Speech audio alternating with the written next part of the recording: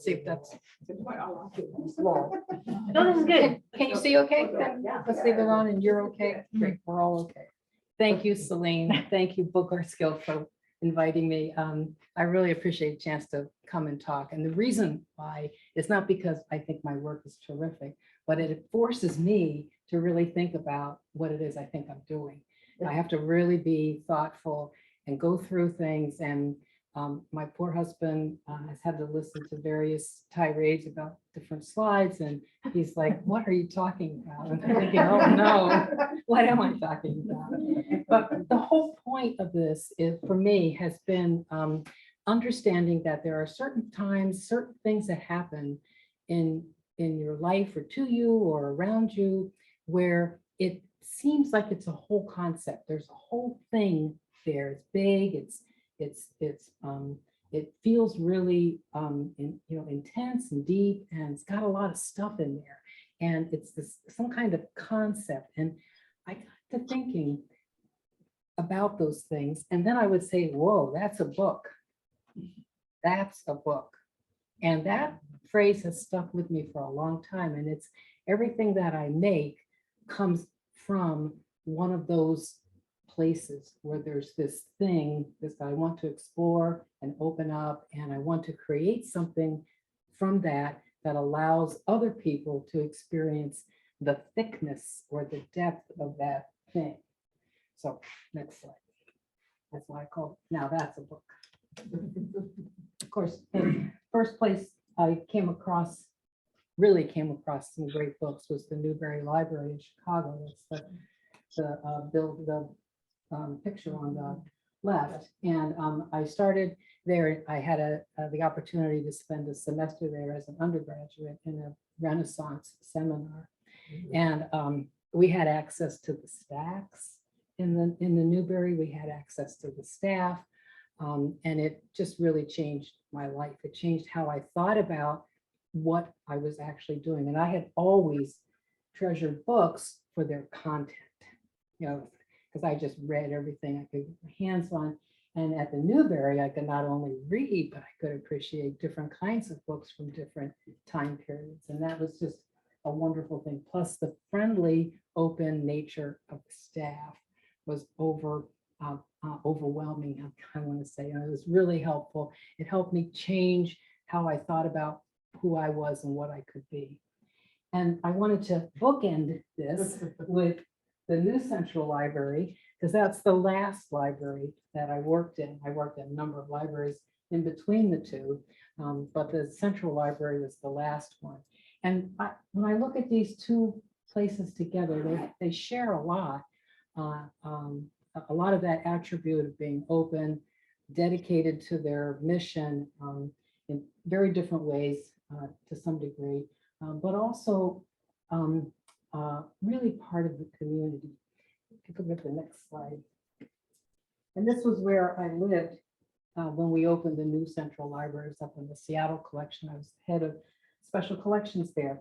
And it was the first time the library had actually said it was going to have a special collections. It was always, and they admitted it, and I was really pleased because they have some wonderful things, and it was great to be able to preserve them and start to share them out, creating digital collections. And you probably use the Seattle collection certainly for local history. So that was really quite a wonderful thing for me to be a part of. It's a special place. I love it up there on the 10th floor. You feel like you're floating in the library, both physically and intellectually. But I did a lot of bibliophilic stuff. You mentioned the Book Club of Washington. I've been very involved in that over the years. I went to Rare Book School at the University of Virginia. I love that. That is the geekiest place on the planet for book people. It is so fantastic. And everybody's just up to here in every little nuanced detail. But I also, look at the next slide. I also have this abiding interest in art. When I was very little, we did not have a lot of money growing up. But one Christmas, I got a set of chalks. You're supposed to, make hopscotch things out on the sidewalk, but I didn't make any hopscotch things. I made all kinds of other things with that chalk. And I was really surprised at how absorbing it could be. A lot of time could go by while you were playing with the chalk. And my interest in the arts just grew. I studied art in high school, I studied it in college, I studied art history, I took studio arts, I got a BFA, I got all the way to a dissertation in African art history. I passed my oral and written exam. I mean, I just love getting involved in the arts. It's just wonderful. So here I am, a librarian on one side and an art person on the other, not really knowing where I'm supposed to be. And I just, I think Cezanne is just somebody that you just have to have in your life. And he painted Mount Saint-Victoire some 70 times. And there are huge numbers of these paintings, of his. But this is by far my favorite. This is by far my favorite. And I like it. I like the narration of this painting. I like getting into the painting, thinking about hiking through those little towns, areas around Provence. I just think it's just great. We visited, my husband and I visited there, and we both really love it. Next slide. Then there's 1937, the Spanish nationalists decided to ask the Nazis and the Italian fascists to bomb a little town in the Basque country, Guernica. And Picasso paints this that same year. He just barreled through this painting. And it is the most extraordinary painting. I think it just brings you to your knees. And there I saw that art can really tell a much different story than, a sweet, lovely landscape. And I began to think about the political nature of art. It turns out all art, even Cezanne, is packed with politics. You just know where to look, right? So I started thinking about that. Next slide. And then part of our requirements for the diploma in at the Academy, American Academy of Bookbinding is you have to write a research paper. Now, I'm a librarian, right? I was like, this research paper, this is great. This is gonna be perfect. And I started exploring the livre d'artiste and looking back at how it started, how, where it made its turn away from the decorative arts. Is all, bookbinding was always really a subset in the decorative arts, never in an exhibition. It just was, it was something that people had done to make their libraries look nice and spines look nice. So there was just part of that. It had never really come forward. And the livre d'artiste gave it an opportunity to do that. And this is a book that was, it's called Parallèlement. And it's a book of Paul Verlaine's poetry about women loving women. And it wasn't all that controversial, as it shouldn't be. And it was illustrated by Pierre Bonnard, who was an almost unknown artist at the time. And if you want to see this book online, the Princeton University Library has Bonnard's copy. It is fantastic to look at. There are these beautiful pink lithographs of women intertwining with the text. And that was just scandalous at the time. That was just could not be the case. It was shocking. And what was shocking, the images or the fact that they intertwined? The fact that they intertwined. The eroticism or the subject matter was not the issue. The fact that there's supposed to be text. Come on, Bonnie, and there's supposed to be white space. The two don't mix. And in my research for my paper, the first book person to actually do that was William Blake. And that was 100+ years before this. He freely wrote these things, made these copper plates that had illustrations all in and around the text. And in fact, sometimes the illustration, some part of it became the text. They're really very clever. Blake is just a genius artist and way ahead of his time in many respects. But this book is bound by Paul Bonnet. And Paul Bonnet was a very famous bookbinder in France, in Paris. And there were others as well, but he particularly comes to the fore because he was commissioned by many different people who would get these livres d'artistes. And the French publishers don't issue their books bound. They come in little wrappers, which are charming, and Americans like to collect the wrappers. The French just throw them away. But so there's no wrapper. The wrapper's gone. And sometimes you see them bound in, but in this case, it's gone. And this Ambrose Vollard, who caused the book to be printed, got Bonnard to do the lithographs, and then sold it in wrappers. And you would buy it from your publisher or your bookstore in wrappers and take it to your favorite binder, who would bind it up in something that you like. Now, maybe you needed it to match your library and you wanted your spine to look a certain way. That's great. But some people, and there are major collectors in Paris all through this time, sought out binders like Paul Bonnet and Rose Adler, Pierre Legrand, so forth, to create a unique binding. And this is where I think the livre d'artiste takes a really amazing turn, and it really excites me. And it's something that I like to think I can work towards. I can get to this in the books that I do. So this binding has these ivory clasp-like things on it, and these are essentially the tighteners on a corset.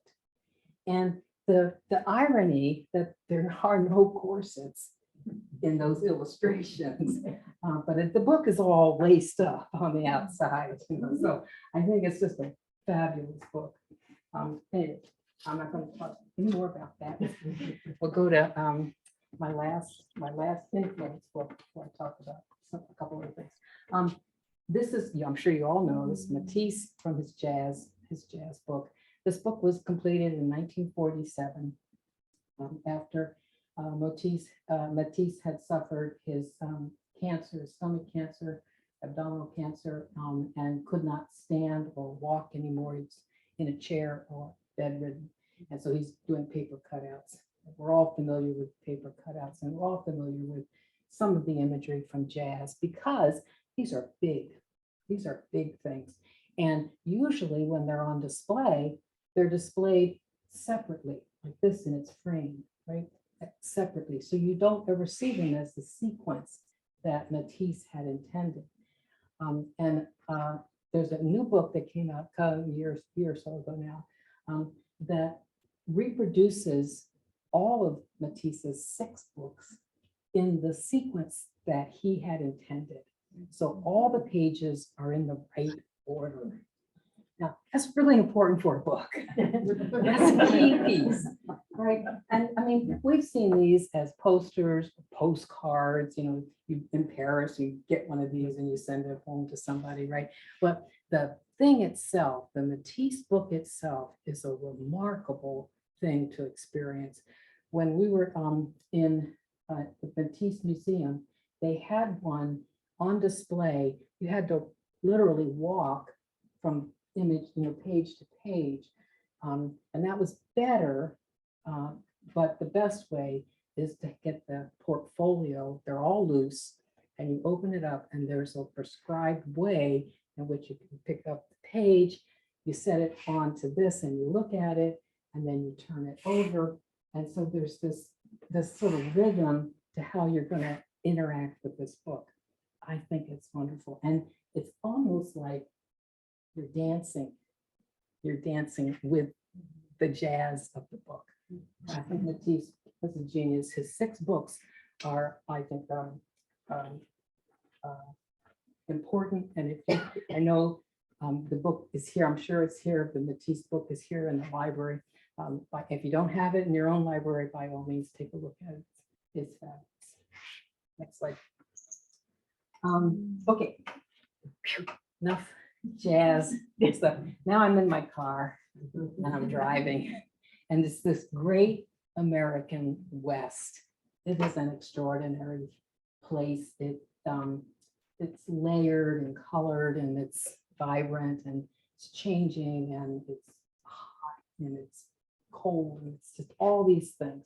And I love this. This is a place I always stop on the way to Telluride. It is just up above Ridgeway. And it's just, you got another maybe 30 miles and you're going to be in Telluride. And I always stop here, and I have pictures of this particular landscape from all kinds of time, seasons, all different seasons. And I like being out in the landscape. And it was driving home from Telluride one hot summer, just 2 weeks. I had 2 intense weeks at the academy, and I'm thinking, oh God, this is just like great. And I'm still working at the library. So this is great. I really like this. I like it. I like it. And I think, oh, wow, what am I going to do? How am I going to make this really all work? And it occurred to me that two things in my life were now really convergent, because I said to myself, paint the book, paint the book. I go, oh, that's obvious. I was so happy. I was so happy. So then I started sketching more. So this is a little sketch from Hawaii, from the Big Island. It's lava. I love Hawaiian language. It's just a fabulous language. There are two kinds of lava. This kind, and then there's another kind, I can't think of the name of it right now. The other kind is really rounded, kind of, muddy, dry, solid like that. It's like, because it's so sharp, you can't walk on it. Even cold, you can't walk on it. So I've always liked lava. And then the next slide shows the picture that I made for the book that I brought tonight that you can look at. And this started my painting a book idea. And this book I called Vista. Some of you've seen it before, but it is really the sort of a turning point book for me. So it's filled with landscape-oriented, landscapey things.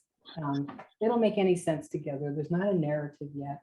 I'm not there yet. I haven't figured that out yet. I was just so happy painting and so going into a book. Let me show you one of the paintings that actually is in the book. I know this is just, it's just like a landscape. It just showed up on the paper. I just think it's I really enjoy that on that. Yeah. So were the pages all bound and you worked on them? That's a good question. I just wrote that question down. Okay, so I'm new to this, right? I know you guys have made many more books than I have, so I'm new, and I don't really know. I just know I'm painting. So I got this landscapey shape, right? And I'm just painting across it, and I'm kind of stockpiling them up. Oh, this is great, this is great. And then I fold them. I think this is going to be great. And then I realized where the folio is, there's a white page and a white page. I go, oh no, this sucks. So I put them together, and I said, okay, I'm gonna have to paint those two white pieces because they're all gonna get painted. There's gonna be a painting on every single one. So I chose, I think that's a folio. That was all done as the inside of the folio. And then I folded it, and there's another folded folio on the other side. And then I painted that, and then I had to keep them in order. Things can go south right away. Stuff like that, right? So, but yes, that is a good question. And so now when I'm planning out a book, I spend a lot of time with those issues, where you're trying to make a transition in the structure. And you want that transition has to be part of the overall way in which that book has to come together, back to that concept, that thing that I'm trying to get to. Vista, I didn't know what I was trying to get to, yet. So let's look at another slide. So this is the first book that I really tried to get to something. Uh, I even hate to remind you that we had some political difficulties in the past, in the recent past. And it brought to mind William Butler Yeats's poem, The Second Coming, and a poem that I've always loved, and it seemed to just make sense for that time period. And with Bonnie's help, we printed the poem out to make a book. And then I took those sheets home and I started painting each one of those lines that we separated out and printed. And I have a one of the copies that I did. This copy is at the University of Puget Sound. The cover, this is the line is darkness drops again. And here is this awful, evil thing, this thing you can't even really describe, although now we can, has now come upon us, and it's cyclical. This thing will come again. You know, it's now making its reappearance, and it's frightening. You know, it's frightening. So this was my way to sort of work through this big concept that Yeats has in the poem, and trying to make sense of it for myself. And next slide. And here I wanted to show you Bonnie's great ability to organize type on a page. Thank you, Bonnie, 100 times over, forever and ever. That's the title page, and I just think it couldn't be more perfect. I think it's beautiful. So I didn't put any, there are no lithographs on the title page. There's nothing moving onto that text, because I respect your white space. But that's one of my paintings on the other side there. And the paintings are bigger. They were done bigger than what you see, and I trim them to fit, and I leave tabs on the painting so I can insert them in the folio and paste them down. So now they're part of that gathering, that signature. And that's how the paintings stay in the book. And that's part of that place where structure and concept have to come together. You know, I wanted, and you'll be able to see in this, in the book, I wanted to find a way to have a cadence in the book where you see some part of the painting, which you see those tabs before you even see the painting. You see the tabs before you even read the line. And you think, huh, what is that? Right?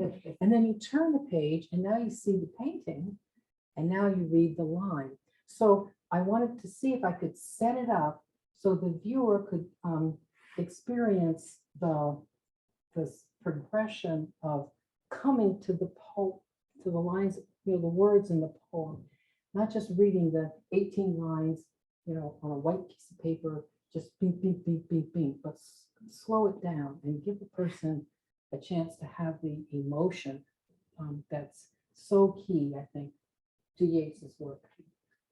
Okay. I think we should say that every copy of the book is a unique copy. Oh. Because every copy has its own set of paintings. Yeah, and every it's copy not- has its own set of paintings. So I did say that just now, didn't I?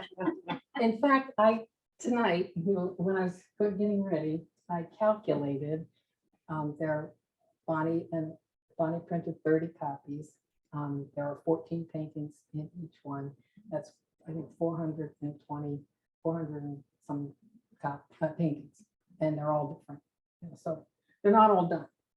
So just so you know, full disclosure, not all done. But it is that, and it's hard to do them because it hurts. You know, it hurts to think about something so May I dark. have your attention? The Sudlow and Allen Library will close at 8 p.m. Do you, Let that be a lesson to you. so like you had the painting facing the title page, is that one similar in all of them? Or is it just You know, no. influenced by how you felt at the time you were? Yes and no. If you were to look at the very famous line, things fall apart, the center cannot hold, right? That's the most quoted line in English literature. Well, More than Shakespeare, more than to be or not to be. And that's something, anyway, that there's a circle. There's an idea of a circle there, but there's so many ways to make that circle work and to make it fall apart in a painting. You know, you can do all kinds of things, and it just doesn't seem to be an end, except like when I get really tired of thinking about, come on, man, the center's got to hold. You know, what are we talking about here? You know, so that's the only thing that happens. But describe how you have the text underneath a piece of glass. Oh, yeah, I paint this way. I have a big piece of glass on my painting table, and I am easily distracted, especially by paint, right? Especially by paint and puppies. So I put the text under the glass and I paint on that glass, and I paper goes back and forth, upside down, I crumple it up, spread it back out, I wet it, I do all kinds of things. Great Japanese paper. I mean, you could make a spaceship out of that paper. It's just so wonderful, right? And but I never lose track of the words, because if I didn't have them there, you know, you wouldn't know what I had painted. But that seems to, the words seem to keep the way I paint kind of in line. You know, it just kind of keeps it on task. Like I said, otherwise, you'll see, if you look at Vista, you'll get an idea of how far away you can go. Right. Okay. I want to talk. Any other questions? Yeah. Just on that topic, do you paint multiple images for the same line for poetry? Yes. Or just at one, like Yes. in one series? Or at Yes. one time? I'll talk. I was surprised to learn that Suzanne Moore does this as well. And I didn't even know this, so I was really excited by this. Well, I must be okay. She's okay. fabulous, Yeah, right? yeah. What I do is I start with one piece of paper and I make the painting. Maybe I like it, maybe I don't. And I set it up here, and then I get another piece and I'm doing the same, you know, the circle, you know, and say, you know, center cannot hold. And I do that. And I said, oh, that one's not, I'm gonna work on that some more. I get another piece of paper until I have maybe 4, maybe more. It kind of depends on what fits on the glass at the time, right? Or when I think I'm done. And then I have 4. And I do that, or 5 or 6 or whatever it is. And I stockpile each of the paintings in, you know, in their piles. So then it's time now to make the book, right? I'm gonna put the book together. So I go through all of these things, all these paintings, and I try to see which ones work with each other to get to the, you know, to get the best combination, the best sort of visual narrative out there. And sometimes there's something missing. And it's like, no, we're not ready to make the book yet, because we gotta get to another painting. There's a hole here, or there isn't, that's not the right color for this book. You know, like alizarin crimson is a color that, you know, you love it and you hate it at kind of at the same time, but it can really be bossy. And if you get in the wrong place, it can really make it really hard to bring it back, kind of thing. Does that help answer your question? No, I know you didn't, you know, sit down and do 400 and some paintings, but I wondered, it sounds like you, yes, multiple images for Right. each line, Right. and then gradually you're building the Yeah. sets that become each. That's book. right. And then I build the book out of that sort of stockpile. And then if it needs something else, when the time comes, You got to go back. Yeah. Yeah, you got to go back. Yeah. The other thing I do is I am not wedded to any media. So there can be anything in the painting. You know, it can be, I use wax crayons. Sometimes I use colored pencils. I use gouache, watercolor. I use acrylic. I use methyl cellulose. I use anything I can think is going to work. Anything. And sometimes the stupid painting still doesn't look good, and I still don't like it. And I just crumple it up. And then I use a roller and roll it back out. And, oh, that looks much better. I should have done that a long time ago. So it's a fun process, but it has its moments, you know. Yeah, so I don't know. I may not always paint that way, but right now I really like it. Okay, I want to talk about Joseph Albers because if you don't have it on your phones, you should download a copy of The Interaction of Color, Joseph Albers' book. It is so much fun to play with. He has all these great exercises of how colors work together or not, and what they do to each other. And he developed this book when he was teaching at Black Mountain College and mostly at Yale University in the design department. But being able to actually, I mean, you can read the book, and I don't know, Sandra, if you have a copy of the 1963 silk screened version. The public library does. I know they have a copy. But anyway, if you want to go see it in person, you can, where you can just play with these cards and move them around and look at how color reacts with each other, with each other's. But you can also get this thing online. It's like $20 or something. It's worth every penny. I have it on my phone. So okay, Joseph Albers, great friend of mine. I really like his work. He had to leave Germany, leave Europe because of the war, and he came to the United States and was able to teach at Black Mountain College in North Carolina, which no longer exists. Black Mountain College, North Carolina. Still there. But, and then he was asked to join the faculty at Yale, and he spent the rest of his career there. Amazing influence on how people look at color. Thank you. Isn't he just the cutest guy? Yeah, I'm glad in a way. I'm sorry for all the trouble that he had, but I'm glad in a way that he was able to come to the United States and really do more than he was able to do in the Bauhaus when he was in Europe. At any rate, one of the things that he was teaching his students was that by putting two colors together, you can create a third, and a color that's not there, but it's now there. And other artists have said to me, and I've read that there are a lot of ways of looking at that. And what art does is it makes the invisible visible. And I think that's really powerful, because a lot of times what we're trying to get at is something that is not visible. And we're trying to make it visible and to put it into a book or make it into a painting. And I think he had a really good idea about how to do this. So of course, I'm totally in love with Joseph Albers, and away I go. Let's look at the next slide. I decided to make a book. And that's a book. So I made a book, Homage to the Square.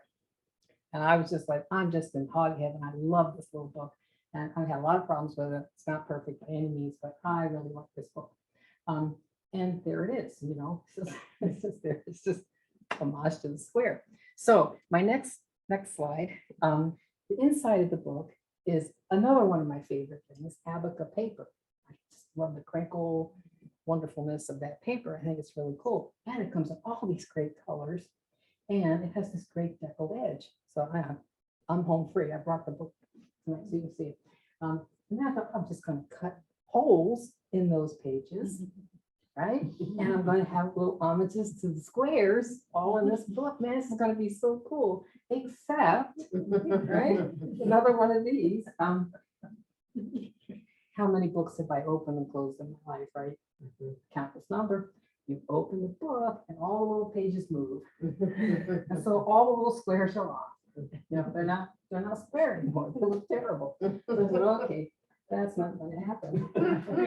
So you look at the next slide. And so I got different paper. Now this is heavy Fabriano Tizan paper. Anyway, I bought a bunch of it, every color they had, and I love it. It's really thick. I got a couple samples of it. And then next slide. I started experimenting with how to sew it together. I'm gonna try to get ahead of this problem, you know. I'm getting smart, so I'm sew it. And I didn't want some big line of, you know, linen thread going down the folios. So I went in search of invisible thread. And there is a thing called invisible thread, and it's used in mountaineering clothing. And the Seattle tent and awning place over on Aurora has it, and I got some. And it works perfectly. So I figure, okay, I'm home, step one. Step one. And I figure, well, okay, I'm gonna solve that moving problem. I'm gonna put them all on meeting guard. And when you look at them, the meeting guard will hold them exactly where they're supposed to be, and I can turn them, and you can turn them, and the squares will all stay the same. So next slide. I made a stack of them. This is the book, right? And then the next slide is now I'm ready to cut them into their squares. And they will not move when they're on that meeting guard. They will just stay right where I want them. So I'm waiting for the next problem that I haven't foreseen. But I think I've got that one. Okay. So that's my little interlude of fun stuff. Because there are two more things I'm going to talk about, and then we'll wind it up. The book I'm working on two things right now that are still that are not as far along as some of these other things. I wanted to share them with you just so you can see where we are, see where I am. So this is a lithograph from Gettysburg, about the Gettysburg battle during the Civil War. The Civil War is also one of those events that is now very present again, you know, because people are talking about and sensing that there's some enormous division. And there was when the Constitution was written, divisions that have never been resolved. And now, you know, we need to face it again. So we visited, my husband and I visited the National Battlefield, the next slide. And I decided that I would make a book of the Gettysburg Address, 271 words that explain, I think, or talk about the anguish and the irony of this horrific and tragic event. So I started painting, and then next slide, Bonnie helped me again, thank you, helped me print the book. So I got everything this far, and it's gotten harder because that big concept is it's really hard to unpack it historically, but it's also hard to make it relevant today, things that are happening today. So for example, Lincoln never mentions Native Americans in founding this country. It's like they're gone, you know, out of sight, out of mind. And yet the battlefield takes place in on territory that was inhabited by the Susquehanna Indians. And so it just seems like there are layers there that we're choosing to ignore rather than really come forward with. So that's just one of those big things in the book. Some of the ironies of the people who were laying down their lives for this Civil War it still shocks me, though, that there were men from the South in particular who never owned slaves, were never going to own slaves, didn't even really like the idea, you know, had all kinds of racist attitudes about a lot of different things. They're willing to fight and kill people so that slavery could continue. It's just, you gotta just figure out how the book is going to work. So thank you. She's figured it out. So the shape there. May I have your attention? The Tupelo and Allen libraries will close at 8 p.m. Everyone must leave by that time. So the shape there, the light colored shape, is the outline of the battlefield. And it just seems to me like the whole thing starts there. That territory is the key piece. And I think I can build the book out of that concept. And I think it would make sense with Lincoln as well. So one of the things I wanted to do in this book, and I brought a little prototype that this painting is actually in, is I wanted to, let's look at the next slide. I wanted to find a way to lift that painting up so that it's not stuck in the gutter of the book. So there are 4 of them. You can see there are 4 of these little sewing beading guards, and you'll see the books here. And when you open the book, it lifts the painting out of the book. And so I chose 4 parts in the dress that I thought help us understand some of the depth of the issue. If I could just highlight them, not just, like with a yellow marker, but physically move them up, change where they are in the book. So that's what I'm trying to do. And you can tell me whether it's successful or not. You look at the book if you want to. And I just give you a little preview of another book I'm working on, the last thing. That's my beloved Elwha book. Love the Elwha River. And I'm so glad that she's running free now. I think that, of course, is great. I wish all rivers could. I think that they will at some point. These are things that I've collected from my visits to the Elwha. I have many more things, and they're all going to sort of come into a book. And let's look at the next slide. I do a fair amount of research and reading for these books that I do. And in the case of the Elwha, this magic thing happened, and I just want to share it with you. That's the watershed on the right. And you see, it's just this gorgeous shape, the darker river line that's going down towards the straight line of Puka. Well, when I started fooling with it, I found that there's the shape of a salmon in that watershed. And that's exactly where the salmon needs to be. It's in that watershed. And so I wanted to make sure that, the salmon got there. And I know the book is gonna talk about that. It's not gonna look like that, but I know it's gonna talk about that. And let's look at the last slide. And I think it's gonna look something like this. I think it's gonna move into a painting that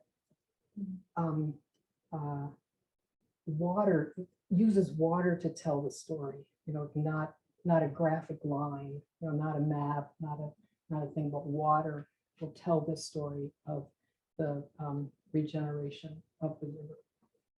So yeah, so that's my story, and I'm sticking to it. Thank you. Thank you.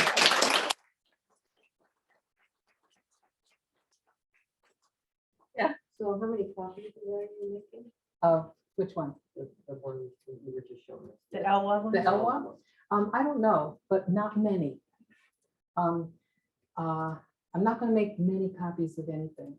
I only have, you got to look at sort of the statistics here, how much longer you got on this earth, And so I'm going to make, but there'll be 5.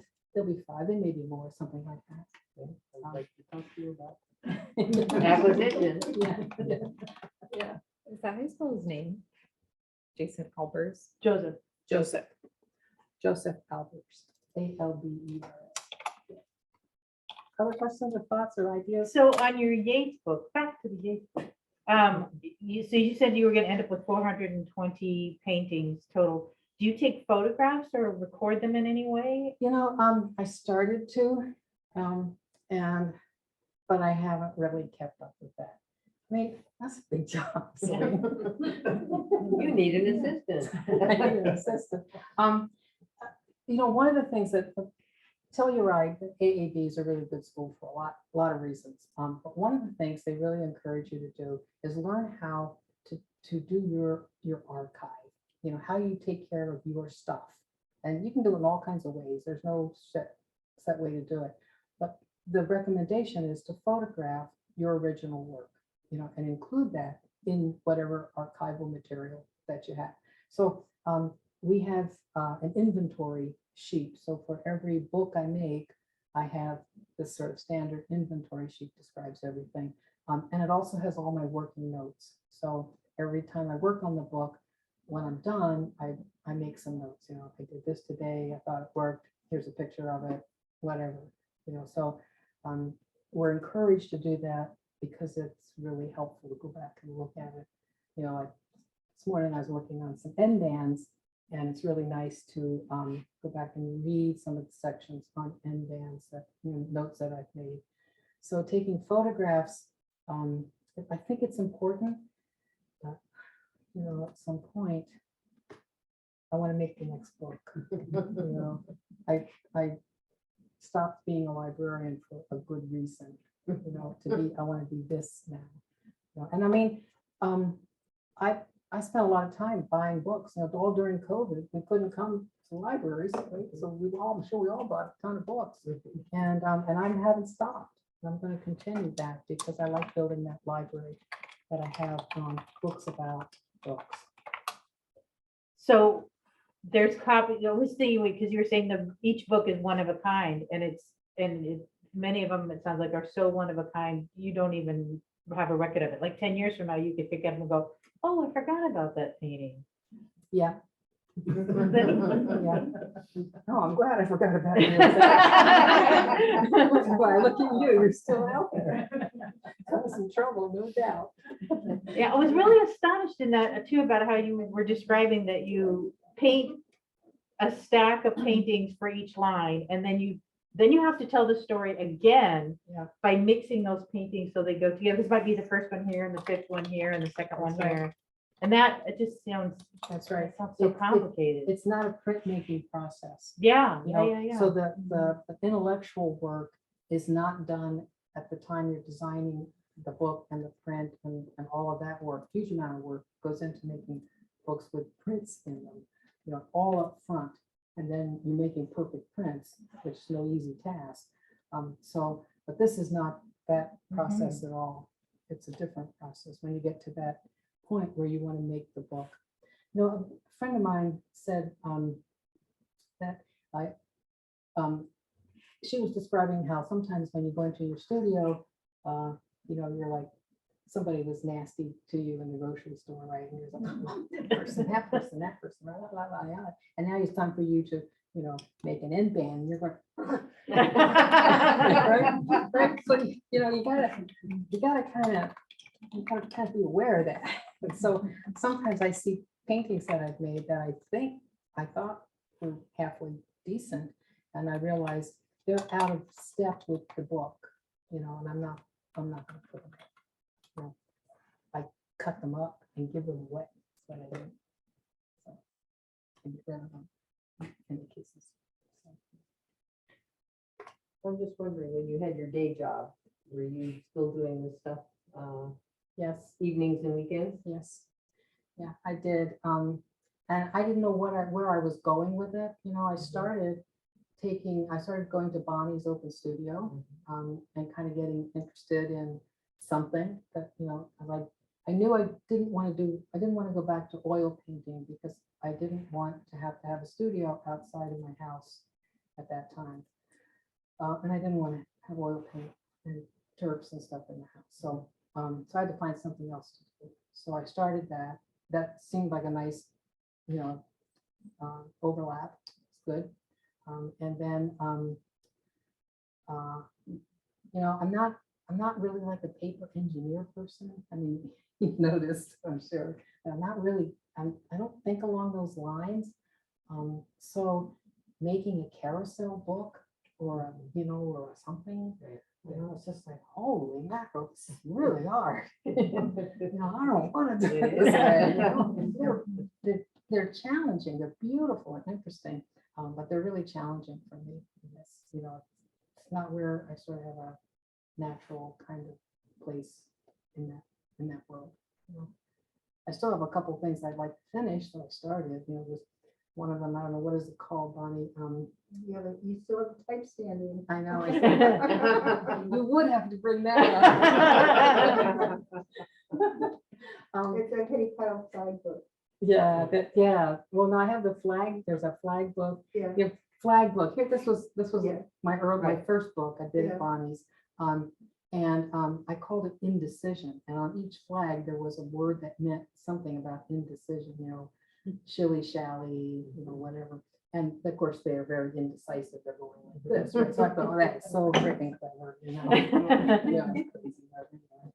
So Nan Hardy from Zoom asks, the pages she showed from Gettysburg book, what mediums did you use for the painting? It's all water, that's all water-based, and maybe there was some charcoal pencil in it, something like that, maybe some charcoal, some of the darker pieces would be charcoal. Also, the map that she saw in that painting, in both of them, is a piece of paper cut out underneath the paper that I'm painting on. So I cut the map out, I put it down. Remember when you were little, you get a leaf from outside, and take a pencil and go like that? Well, I use that technique all the time. And you put the map down, put the paper down, you can wet the paper, you can take a bone folder and emboss the paper. You can stain it. If you put something like methylcellulose or some kind of plastic base, something on it, it'll resist certain paints and you can play with that. So all kinds of things can begin to happen. It's really a lot of fun. And another question from out there, everybody out there? The only other question was what the app was called by Joseph Albers. It's called the interaction of color. That's what that is, the interaction of color. And is this your spaceship Japanese paper that you do all this? Or is everything on that same spaceship No, Japanese? no, that's a good question. Let's turn the lights on. We can look at some of these things. We also have a question that Go. asks, does Jody bind the books herself? Yes, yes. Which is why your editions are small. And that's why the editions are small. And, just as a note, Paul Bonnet and most of those famous designers did not bind those books. They designed the binding and other people bound them. And, that was a kind of it was a disappointment to me to learn that, I just wish it weren't that way, but that's the fact. And Bonnet would do, there's a book he did 26 different times, and he did this, many of these livre d'artistes, they would come to him over a period of years, and he would do that same book. He had already done it, he'd do it again and again and again. And many times the bindings are very similar, but sometimes there are major departures too, so it's pretty interesting. We okay? Great. You said you didn't consider yourself a paper engineer, and I wanted to contest that because the book where you have I think it's your Gettysburg book where you're gonna have the paintings, they don't really pop out, but that idea to get them to elevate above, it was genius. Oh, I love that idea that there will be parts that present themselves to you. And we'll see if it's successful. This is the way this book works. So I was trying some other things. So this is the title page, right? You turn the page. Here's the sewing, the knitting guard here. And then you turn this, and as you do it, you pull that just enough so it lifts up just enough. And now you're not in the gut right now. You're not like digging down in there to see, this is a model you're walking through. Yeah, I love this. I love And this it's gonna be idea. an addition. Yeah, that'll be it. And this is the book. This is Vista. We had to paint something. Yeah. Space, right? And I made the tools. I made tools to make the word, the title, and the spine. But it's just this. I love this book, and it's just like here's the type page. That's so funny. Window, so you can see, right? And here, to your point, here you'll see this is sewn, but these have to be painted together. This is sewn, and then these have to be painted together. So this just goes on and on, and some of them are terrible, so forgive me for that, but this, right? This was, my son was young at the time, and he thought this was my best painting.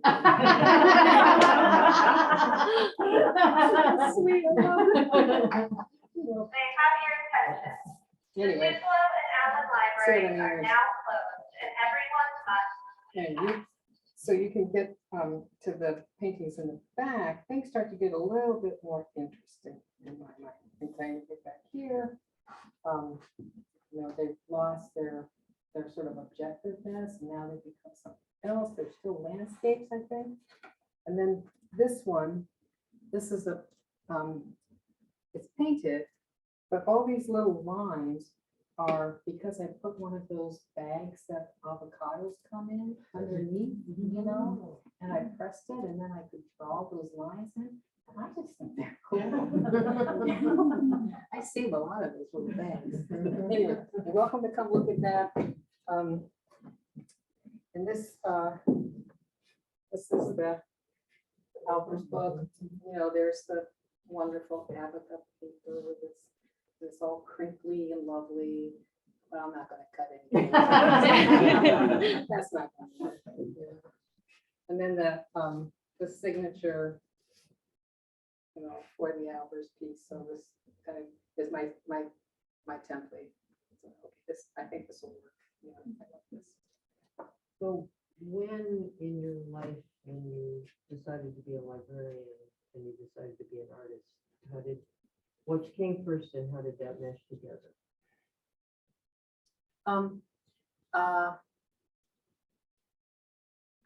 I stopped being a librarian because I was working in a law library. I was the head of technical services, pass that around, in the law library. And every summer, we spent all summer replacing Supreme Court reporters because law students had sliced out cases. And it took all summer to build the collection. And we did that every year. And I, you know what? I don't want to do this. It's not the work I want to do.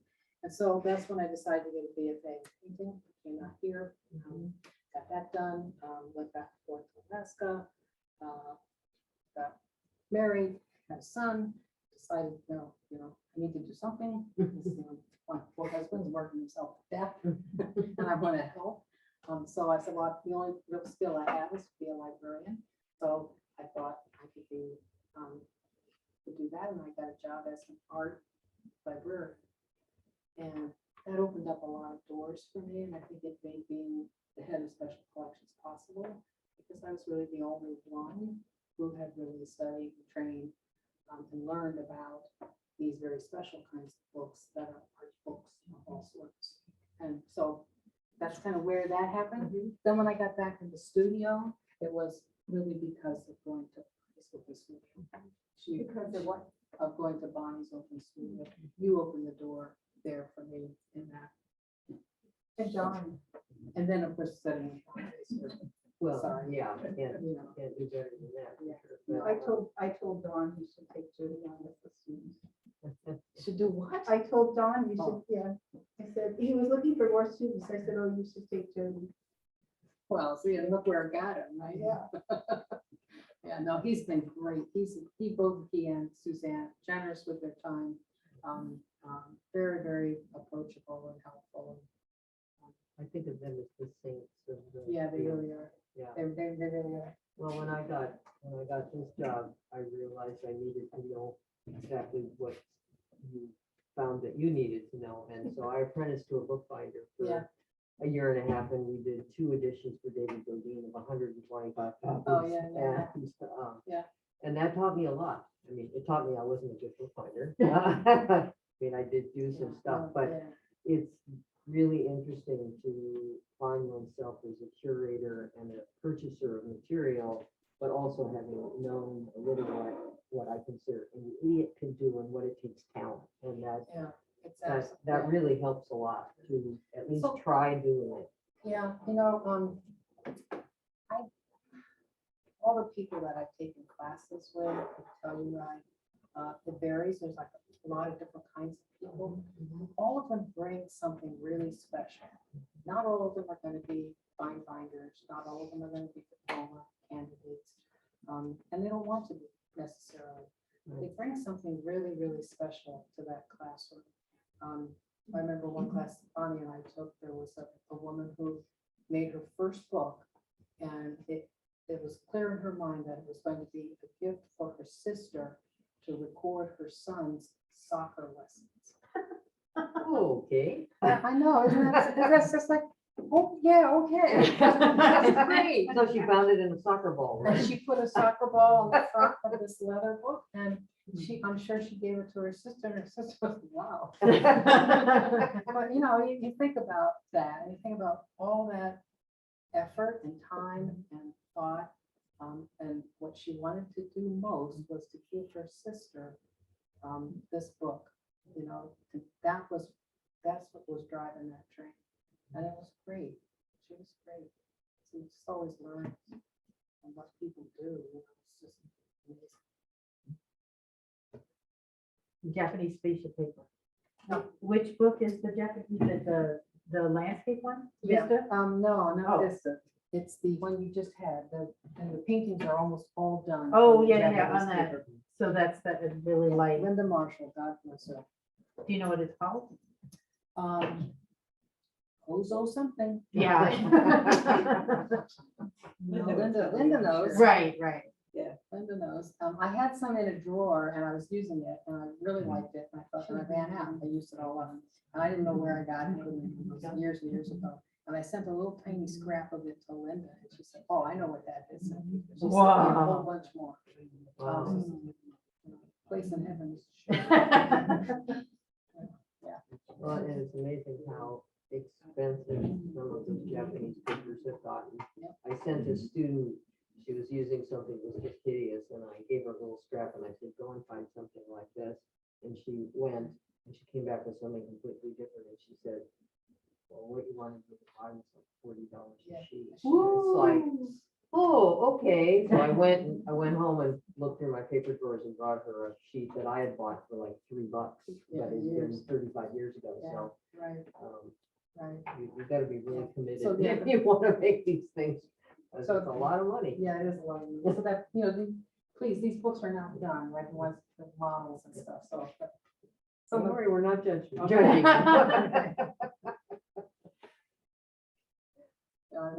This is kind of my process, so I thought it might be fun to see some of that. I'm amazed how far you take a model along. When I make models, and it's like, I'm not even using the right This material. This is the third model. Wow, that is very, well, see, you're working with professionals. I'm hanging around. I don't know about that. I just know that I make a lot of mistakes, and it's really helpful to make the mistakes before you. Yeah, get yeah, down, that's a very good into point. some blind alley with the book, Same with why you make the cases for them. Yep. Helps you with sizing and. Making boxes. Are really important. Little things. This is one of my favorite boxes because it's got a little square. So are you gonna help try to get Suzanne and Don back here? God would do anything to get it back here. Did you know that they want to? Yeah. Yeah, so, I mean, both of them were up just not too long ago, yeah, and it was like, if I could raise the money, I'd give it to them right this minute, Yeah. I mean, you Yeah. know. Well, sometimes you have to let things kind of settle. I don't know. I try not to. I'm not. I want to be careful about interfering in people's lives and their decisions and what they want to do, where they are and stuff. I want them to come back. And Don's working on a book for me right now. Yeah. Yeah. Will Yeah, I probably be mean- the only designer binding by him that will have in the Yeah, collection once I post, but,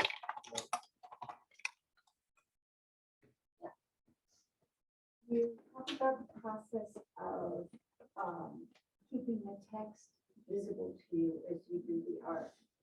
And I was imagining a certain way as you were describing it. Then I think I went down a blind alley because I think I imagined something and then yet the following word said, no, it couldn't have been that. And by that time you were headed off and I just wonder if you could run through that process again. Sure, of So course. the text is flat on the table with this piece of glass over the. Yeah. Yeah. And then, And then I usually have a stack of paper that's oversized for the final painting. So whatever kind of paper I think I want to use, I have all my media out, so if everything is here and there. And that piece piece of paper. It's usually, Bonnie will do a lot of make ready, we'll do a lot of tests, and she gives me all of those, so I have plenty of those to put under the glass. So things fall apart, the center cannot hold. I stick one under the glass, and I think, okay, this is what I'm gonna paint. And I think, what does this mean, and how do I say it in different ways, right? So, I mean, I had a canning job. That just makes such a nice circle, and I use that, and I work with that. But the paper you're working on is not actually covering the text, is it? Sometimes, yeah. Oh, okay. It's short words so you can retain them. Yeah. Hopefully, so far, that's worked. right? Somehow I got confused. I Yeah. thought you were putting the paint on the glass and then the paper on top of the paint No, on the the glass. glass is there, that's, I could see where that would be misleading. The glass is there because I want to pick that thin piece of paper up, because I'm going to paint it on both sides. The thing that annoys me when I look at a book is that there's a painting only on one side of the paper. And then you got to turn it, and there's like nothing. There's no reason for that space now. There's nothing in the story or the concept or cadence of the book or anything why that space should be there. So I wanted the painting, and you can see in the Second Coming book that paintings play that little game with you. So I wanted to just be sure that if there's going to be a white space, it's there for a reason. I mean, that's a lot of territory. So I want my paintings to be on both sides. Basically, start with that thinking. The whole book is going to be painted. Remember, I said we're going to paint the book. Right? So I want the whole book painted. Okay. So then that very thin paper is so durable. You can wet it, get it soaked, dripping, and do all kinds of things to it. And then when you're done, I put it on, I have a big flat file, and I put it on boards that are shelves that I don't use, that I just use shelves. And I put down some either Hollytex or some landscape cloth or whatever in layers. And I put the paintings all in there, and I put another board on top, put some weights on it, and I go away, and then I come back and I take it all apart, kind of air them out a little bit, maybe rearrange them, look at them, kind of think, yeah, it's not so bad. It's not as bad as you thought, and then put it all back together again, put the weights back. And maybe do that for a couple of days, and they'll just be completely flat. You don't get any of the, another thing I don't like is water media, is when you get that. Yeah, now, if I find a way to use it, I'll love it, but right now, I want flat. What type of paper is that again? It's a Japanese, you'll see it in the, it's a very thin Japanese proso type paper. Not expensive, so. Didn't anticipate that question. I'm sure I'm gonna look that up. We're called Linda. Quick. Now, you described the crimson, I don't know how you, alizarin, The alizarin crimson as is being very opinionated. nice. So what, It's this color on your mask. so what other colors have personality? Do they all have personality? Yeah. Prussian blue is one of my favorite colors. Me too. You got a lot of Prussian blue right there, yeah. I just think it's a great color. It works with all kinds of things. It's not chameleon. It stands its own ground. I really like that. I think the cadmiums are a little overrated. I would just say, all of them. I like the ochres, all of the earth tones, all of the, the siennas and all the colors that have color. They have color. They don't have a lot, but they have enough depending upon where you put them. So doing the Albers